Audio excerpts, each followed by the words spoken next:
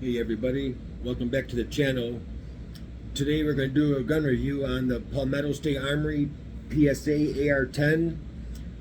They're known for their line of AR-15s and the PSA AKV, which is a 9mm AK.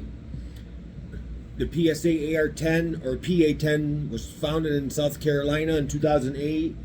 They're also in North Carolina and Georgia and several other retailers around the world.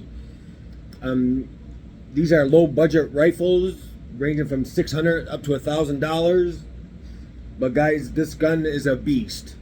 It's worth it. I would pay $2,000 to have this AR-10. I'm not joking. And you'll see why in a bit as we go through this review.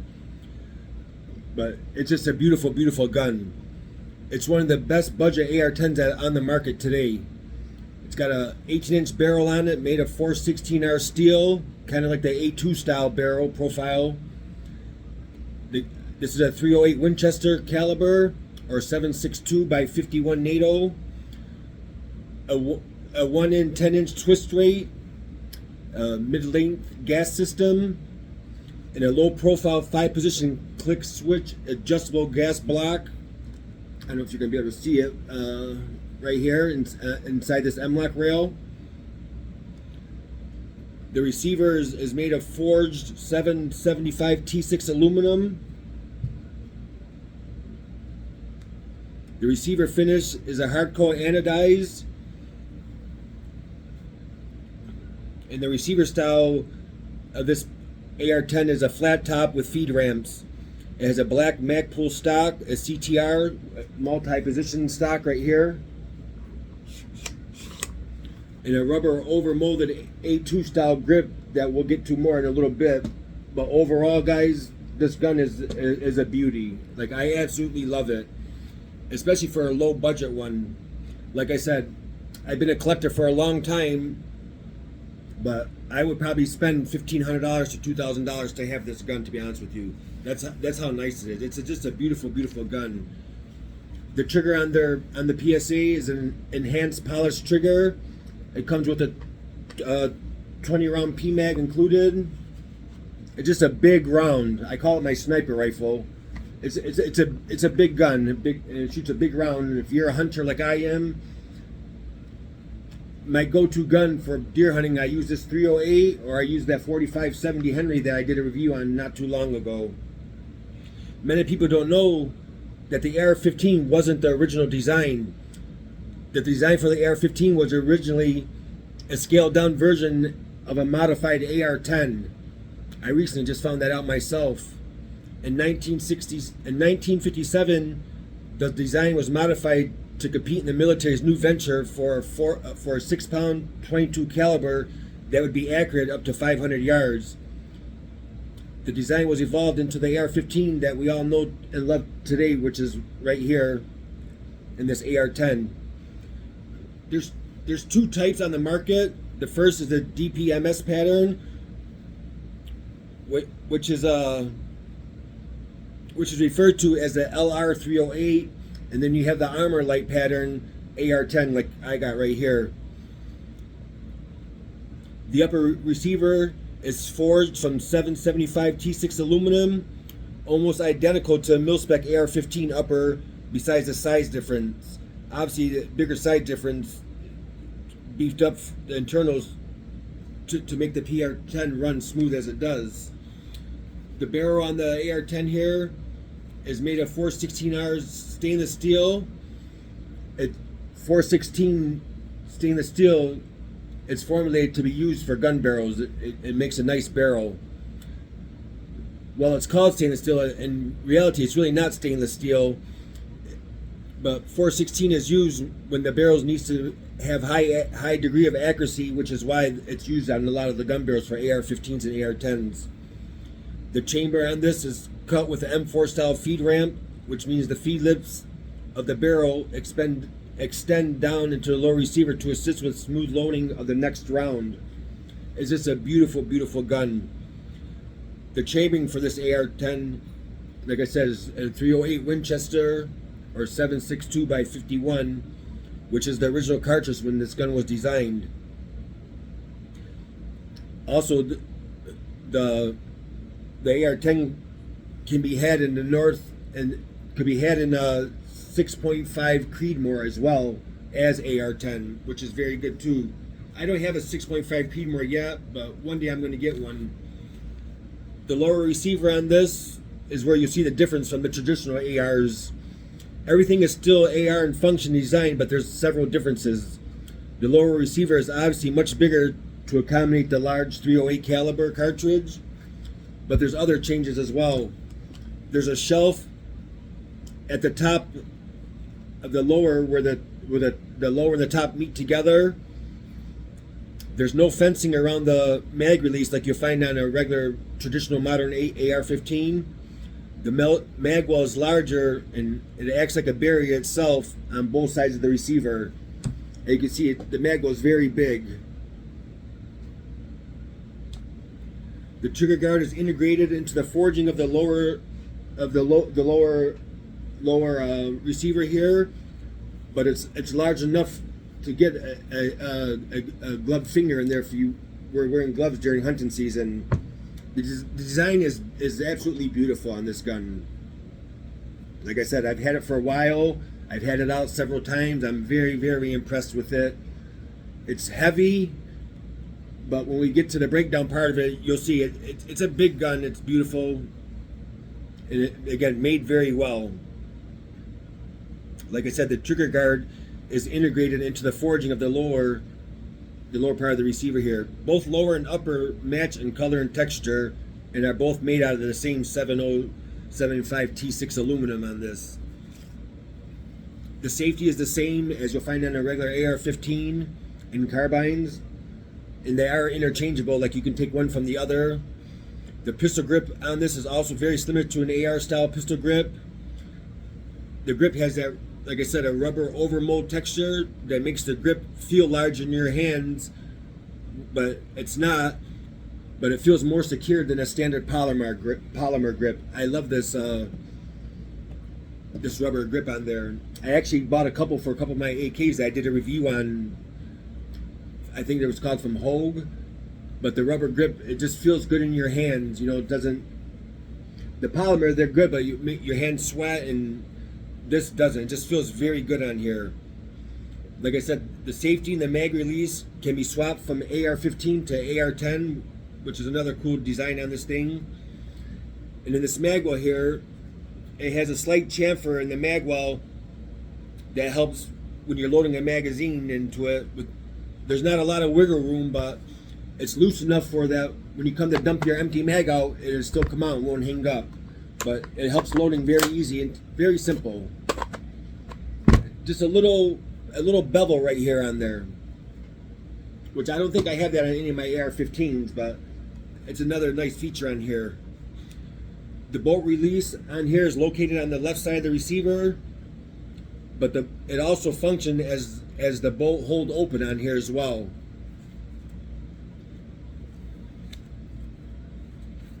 Just a beautiful gun, guys. Like I said, if you're thinking about getting one and you've been procrastinating, believe me, get it. You won't be disappointed. Like many other features on this rifle, the bolt release hold open can also be swapped from AR-15 to AR-10. This means that the bolt on the aftermarket devices like Magpul will also work on the AR-10. The charging handle is made from the same material and finished off very well like the rest of the rifle is. A very beautiful finish, no sharp edges. To achieve maximum potential for this rifle, you need to get some magnified glass on here. Red dot and holographic sights on this AR-10 would no way get the most out of this rifle. You have to have a scope on here, and I have on here. I have the UTG AccuShot scope, 30mm tube, mil dot reticle. This scope has 36 different color rectiles, or 36 different colors that you can choose from, and it's a beautiful scope, and it's not very expensive. I think I paid a couple $100 for it. It's a very nice scope. I had a couple of people at the range ask me, why do I have this grip on the front here and then this shark fin on the front? Just because it's, like I said, it's very heavy. If you're carrying this out to the woods, it's, you know, I needed something I can carry or hold up if I'm taking a shot at something. So that's why I put both on here, and I use this bipod here, if I'm target shooting or whatever. But it's a heavy gun, guys, but built very extremely well. Like I said, I would pay $2,000 for this gun if I didn't have it. I think I paid a little over $700 for this gun I got, but like I said, I would pay a whole lot more for it. If you guys ain't familiar with Palmetto State Armory, they're known to be the market leader for affordability. Like $600 starting, you can get one of these guns, and I'm going to tell you, it's worth every single penny of it. It has a lightweight M-Lok, 15-inch M-Lok handguard that's nicely machined. Like I said, there's no sharp edges on there, nothing. I did a little bit of upgrades to this one. I have, oversized takedown pins on here. It's real easy to take down for cleaning or do whatever. I don't know. I haven't did a comparison on which is faster to break down, this or one of my AK-47s, but to field strip this, it's very simple, guys. I would love to see you guys' thoughts on it. If you guys have one, how do you like it?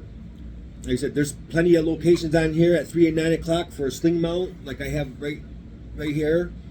Very simple to put a sling onto this thing. And I love this stock here. But like I said, multiple positions for your stock. And then for those that want to learn how to break it down, like I said, it's not hard. You got 2 takedown pins right here.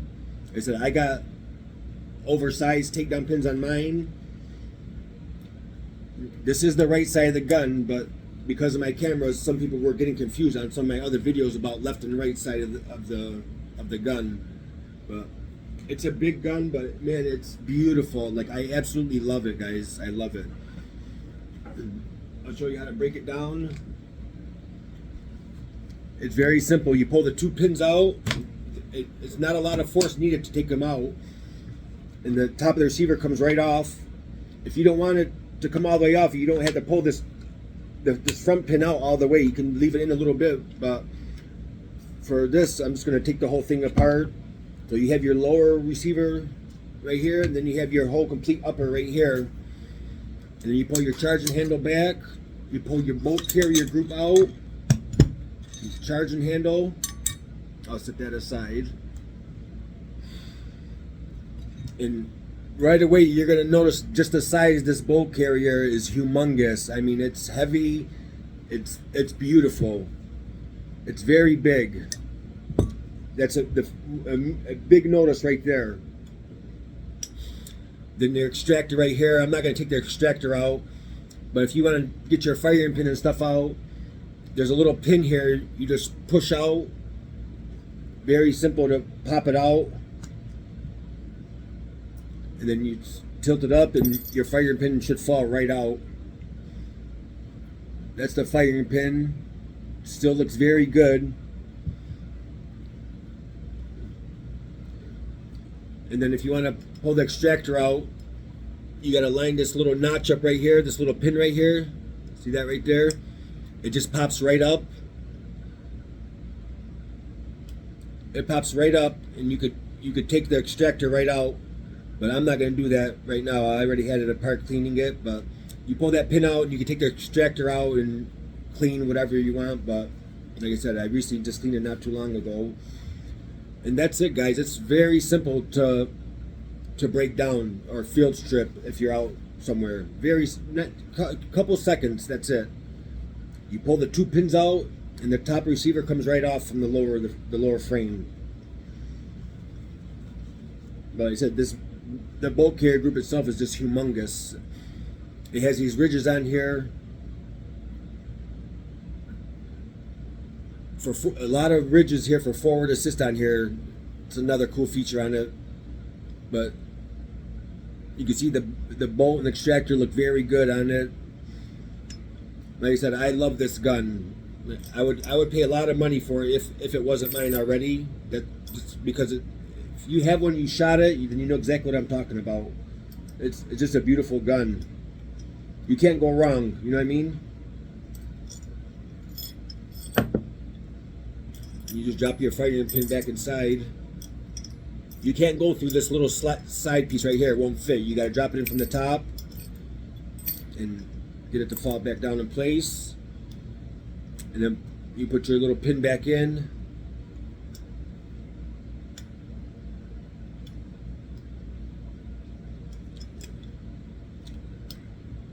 I don't like this little pin on here. I'm going to change it and get the regular pin. It's one of those, I forgot the name of it, but I'm not crazy about this. They do have in the newer ones, they have a pin that goes right inside of here. Very simple. This can be a little pain in the butt sometimes to get it through there.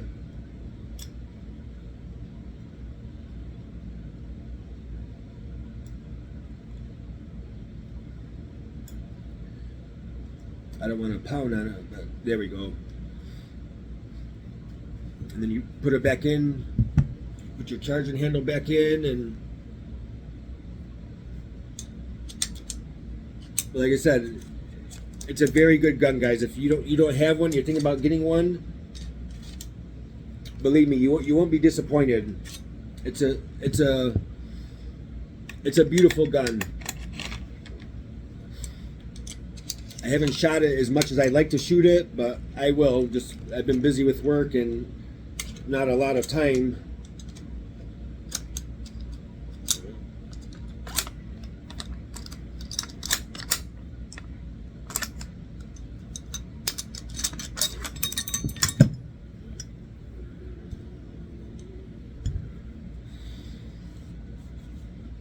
Clean everything up, oil it.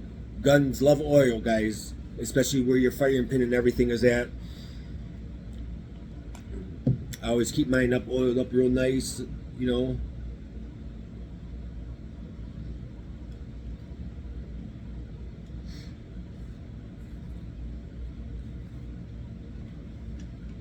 So a little bit everywhere. Rub it real good on it. Like I said, these firing pins and stuff, they love oil.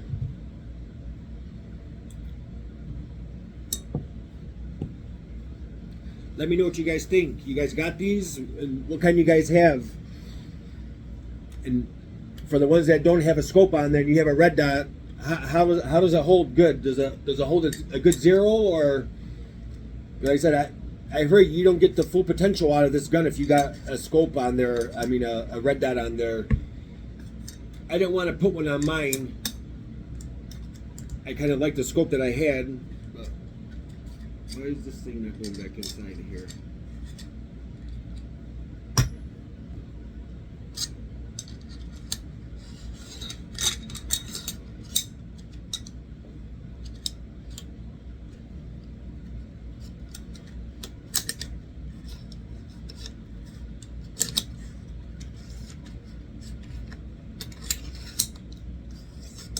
There we go. I couldn't get it in the track correctly. Eyes are getting really bad, man. It's crazy. I used to have the best vision, but as you get older, your eyes, it's hard to see things like before. And then here you have your trigger here. Nothing fancy, just, but still, it's a beautiful gun. Like I said, I would pay a lot of money if this wasn't mine already, just to have it, because it's so much fun to shoot, and I get very good accuracy with this thing, man. Real good. Like I said, I would pay a lot of money if it wasn't mine already, just to have one of these to add to my collection. You won't be disappointed. And like I said, very simple to take apart and clean. Like I said, I got these bigger takedown pins on mine. Just personal preference. You don't have to get it on yours, but let me know what you guys think. I hope you guys enjoyed the video. Thanks for watching, and I'll see you guys next time. Have a great day, everybody.